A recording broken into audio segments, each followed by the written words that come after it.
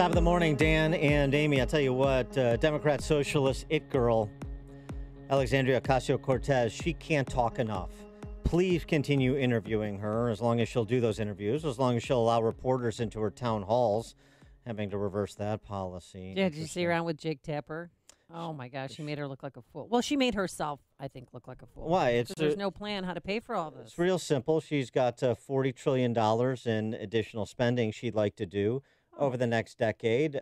She's got $2 billion in tax increases. She says we'll finance it. Is the money fairy going to come and just hand it over to her? That's what Jake Tapper asked Miss Cortez when she appeared on his program. Your platform has called for various new programs, including Medicare for all, housing as a federal right, a federal jobs guarantee, tuition-free public college, canceling all student loan debt. According to nonpartisan and left-leaning studies friendly to your cause, including the Center on Budget and Policy Priorities or the Tax Policy Center, the overall price tag is more than $40 trillion in the next decade. You recently said in an interview that increasing taxes on the very wealthy plus an increased corporate tax rate would make $2 trillion over the next 10 years. So where's the other $38 trillion going to come from? Well, one of the things that we need to realize when we look at something like Medicare for all would save the American people a very large amount of money. And what we see as well is that these systems are not just pie in the sky. Many of them are accomplished by every modern civilized democracy in the Western world. The United Kingdom has a form of single-payer health care. Canada, France, Germany. What we need to realize is that these investments are better and they are good for our future.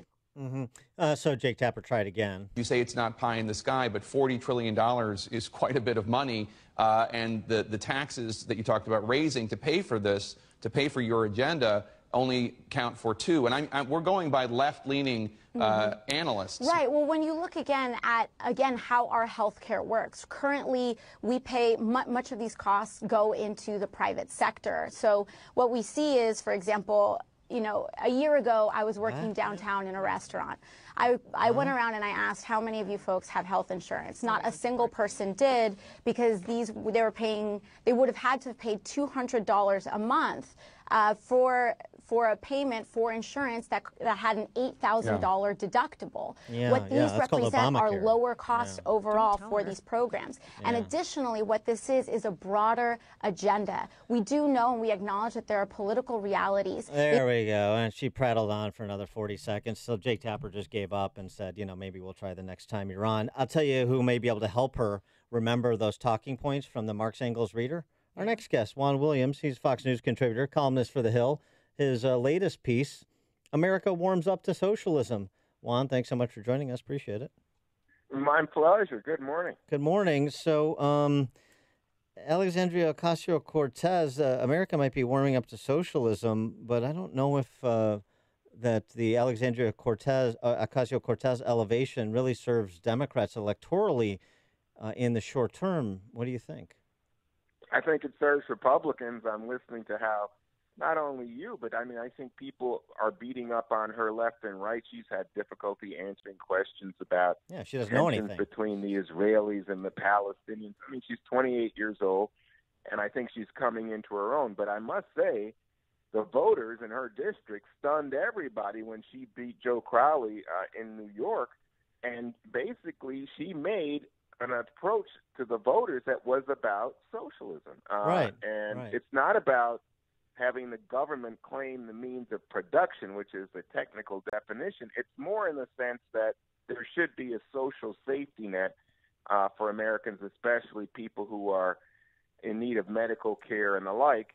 But if you look at this, and this is why I wrote the column for The Hill, if you look at it across the board in terms of college tuition and college debt being a problem for people, in terms of health care, in terms of minimum wage issues, the American people, not just Alexandria Ocasio-Cortez, tremendously support these programs. And so they think that, as Bernie Sanders has said, in the past, what you get is a system that benefits the rich but has neglected the poor. And so the working man, the middle-class American, should have a chance at a decent life in this country.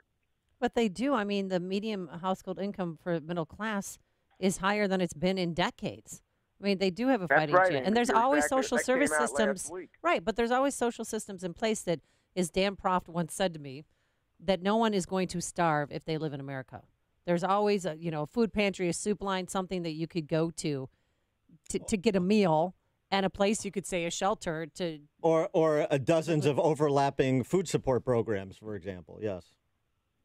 Right. Well, I think that's true, but you're talking there at the very bottom. I mean, that's for people who are homeless and struggling. I'm talking about, somebody in a family, maybe you have the husband and wife working, they're bringing in what they consider to be a decent income, but if they have a medical issue, oh my gosh, it can be catastrophic for them economically. I'm talking about people trying to buy a house these days in Chicago, New York, Yeah, property LA. taxes. You think, oh my God, why is it I'm working hard, but I can't afford a house?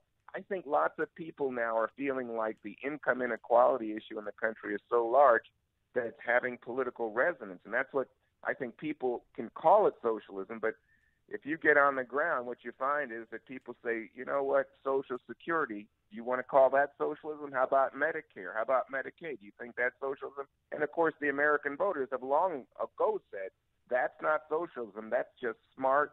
That's good American values at play because we protect the elderly and we protect the sick. Yeah, the two sectors that you referenced, healthcare and the college education, two of the sectors you referenced, of course, the main purchaser, even before Obamacare, was the government. And so the government, of course, exacerbating the cost problem as the government does when it engages in a takeover. And that's actually the experience those other industrialized countries, Miss Ocasio-Cortez was describing a lower quality at higher cost. P.G. O'Rourke's famous formulation for the Canadian healthcare system. The good news about that gallbladder surgery you need, it's free. The bad news is you're never going to get it.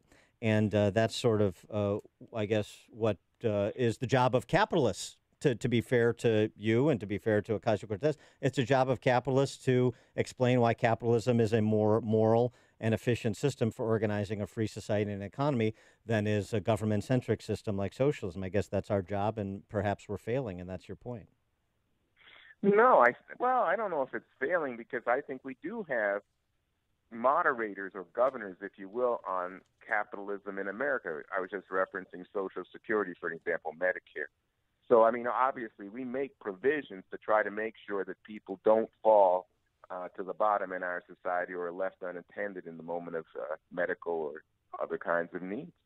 But the key here, to my mind, is that we are in a society now where we're seeing greater income inequality, and I think the middle class is responding. I mean, we're talking about Ocasio-Cortez, but you could talk about Bernie Sanders in the last election doing so well in the Democratic primaries. Bernie Sanders calls himself a Democratic socialist. Oh, I know. Mean, out front. Yeah, He's been that forever. Right. Bernie Sanders is right now one of the most popular politicians in the country. You look at that young man running for governor down in Florida, Andrew Gillum. He's saying the same thing that Sanders and Ocasio-Cortez are saying. So is this woman who just went up in Boston, Lisa Presley. So I think that you have to understand that what you might technically caricature as, oh, they're giving over government control, that's not what people are saying in the polls. They're saying, you know what, we just feel like the country right now is not looking out for the middle class, not looking out for me and my family. Yeah. And I think that's something that you're going to see more and more people left and right have to deal with as we see rising income. Are they not aware of what's going on in Venezuela? I mean, it's not. Well, that's extreme more socialism. Like socialism. Okay, so democratic socialism is socialism light. We're slow walking it. Oh, slow playing it. Yeah. Okay. I mean, but you think we're on the path to that, huh? Well, I mean, we got what do we have? $80 trillion in unfunded liabilities in a $4 trillion annual budget. I mean, you tell me. Obviously, we just had a tremendously large tax cut for the big corporations. I'm sorry. Everybody got a tax. I'm sorry. That $80 trillion hasn't piled up over the last 18 months, Juan. Let's get serious. We added to the debt with the tax cut that we just provided, right? But the tax cut, it's never on the spend side. Disproportionately benefited the rich and the big corporations. Never on the spend side. The middle class. But the Gini coefficient, by the way, is static. But I want to move on though. Another question that's midterm related. Maxine Waters, impeachment all the time there, no justice, no peace, Maxine. She also said that Trump is trying to is using her, is attacking her for her incessant talk about impeachment as a way to motivate his base voters out, base voters who don't like black people anyway. Do you think that's a fair statement from Maxine?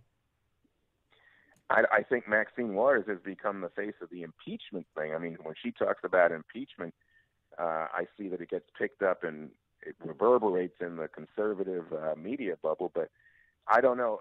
To me, when she was on with Joy calls Reid. people, I'm sorry. She was on with Joy Reid. It's not like she's just within the conservative bubble. She's being elevated by the media. It gets picked up and repeated as if Maxine Waters is, the leading Democrat in America. So, I mean, to me, the problem here is when the president goes after black women. Is it Maxine Waters? Is it when he called, a dog to Omarosa? I mean, these kind of things are offensive. Okay, so that's fine. So stipulated. Now, what about Maxine Waters' statement? Well, I say he repeatedly goes after her. He calls her low intelligence and all the rest. I mean, if he wanted she's to not say to blame for her actions. Maxine Waters is wrong, fine. But I think that when you get personal, I mean, I've had people say to me, he gets personal and he bullies everybody. I just think that given our history in the country in terms of race, that he shows a tremendous disregard for people's sensitivities on that. So wait, he's attacking Maxine Waters because she's African American? No, I said the way he attacks her, Amy, the way he goes after her intellect, the way that he mocks her, I'm not comfortable with it. Okay, I leave that to you to make your own judgment. But I'm asking for your opinion on Maxine Waters saying he's trying to turn people out. She's not talking about him now. Trying to turn people out who don't like black people anyway. That's what she said. In her mind, I think she sees the appetite that Trump has for attacking her as evidence that he sees her as a convenient political foil that will stir his base, and she sees race as part of it. That's all you're hearing there, and I don't think that's any great surprise. Okay. Another topic, just want to get your take on where you think the Mueller investigation is at present and where it might be going with Trump ordering on Monday the process by which declassification of all kinds of documents, including text messages from former FBI Director Jim Comey, will be released and made public. Well, I think that at this point, it looks like the president is flailing a little bit. The question is why. We don't know all that's going on. We do know about Manafort's plea deal at the end of last week. We know that people, including Devin Nunes, the congressman from California on House Intel, has been asking the president to release these documents over the last year, and he has refrained from doing so. I know the intelligence agencies don't think that it's proper to ever release a FISA document because you're indicating to the entire world, including your enemies, some of your sources of information and your, the way that your methods and strategies, as well as your informants. So they don't like it. So the president didn't do it, but now he's doing it. I don't know if that means he feels like things are coming to some kind of deciding point. We're crossing a bridge. Is Mueller getting closer to something? I don't know, but it seemed to me like he was lashing out. It was interesting. Bob Woodward was on with our colleague Hugh Hewitt the other day about his book, and he was asked specifically, in all of your investigation, did you find any evidence of collusion or conspiring with Russians in the Trump administration? And Woodward said no, and I looked, very hard for such information. So, boy, nobody seems to be able to find this information, not smoking gun, scintilla in support of these claims that Adam Schiff and others make routinely on cable news channels. But we'll see how it plays out. He is Juan Williams, Fox News contributor, columnist for The Hill. His most recent column at thehill.com, America Warms Up to Socialism. Juan, thanks for joining us as always. Appreciate it. My pleasure. Have a great day, Dan and Amy. You too. Yep, and he joined us on our turnkey.pro